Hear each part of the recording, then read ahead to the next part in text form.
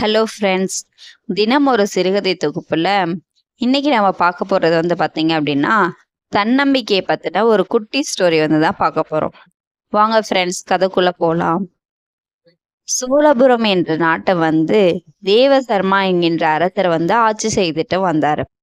அந்த அரசருக்கு அந்த நாட்டு இளைஞர்களோட தன்னம்பிக்கையை சோதிக்கணுங்கிறதுக்காக ஒரு போட்டி அறிவிக்கலாம் அப்படின்னு சொல்லி யோசனை செஞ்சு அங்க உள்ள அறிஞர்கள், அமைச்சர்கள்ட்டெல்லாம் விவாதம் செஞ்சு ஒரு முடிவுக்கு வந்தாங்க.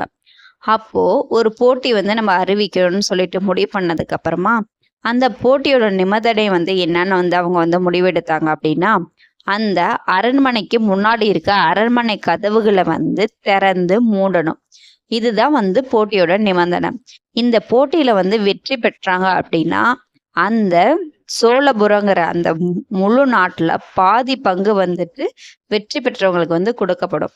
அப்படி வெற்றி பெறல, தோத்துட்டாங்க அப்படின்னா அவங்களுடைய இரு கைகளும் வெட்டப்படும்.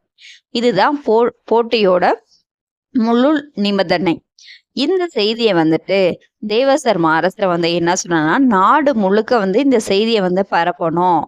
இந்த செய்தியை நம்ம எல்லா மக்களுக்கும் தெரியப்படுத்தணும் அப்படின்னு சொல்லி தெரியப்படுத்தினாங்க. ஒரு குறிப்பிட்ட நாள்ல இந்த போட்டியும் அரங்கேற்றம் நடந்துச்சு. ஆனா அங்க உள்ள அந்த நாட்டுல உள்ள எல்லா இளைஞர்களுக்கும் இந்த போட்டியில கலந்துக்கணும்னு ரொம்ப ஆர்வமும் ஆசையும் இருந்துச்சு. ஆனா ஒருவேளை நம்ம போட்டியில தோத்துட்டா நம்மளுடைய இரு கைகளும் வெட்டப்படும். அதனால நம்ம போட்டியில கலந்துக்கிறதுக்கு எல்லாமே தயங்கி போய் யாருமே போட்டியில கலந்துக்கல, பின்தங்கி நின்னுட்டாங்க. ஆனா இந்த போட்டியோட நிபந்தனைகள், விதிகள் எல்லாம் கேட்டதுக்கு அப்புறமும் ஒரு இளைஞன் நான் இந்த போட்டியில கலந்துக்கிறேன்னு சொல்லிட்டு முன் வந்தான். அப்போ அந்த இளைஞனை பார்த்து சுத்தி இருந்த பெரியோர்கள்லாம் என்ன பண்ணாங்க அப்படின்னா, அவனுக்கு அறிவுரை கூறினாங்க. இப்படி நீ இந்த போட்டியில கலந்துகிட்டு தோத்துட்ட அப்படின்னா உன்னோட 2 கைகளும் வெட்டப்பட்டுரும். இதனால உன்னோட எதிர்காலமே பாதிக்கப்படும் அப்படின்னு சொல்லிட்டு எல்லாமே அவனுக்கு அறிவுரை கூறினாங்க.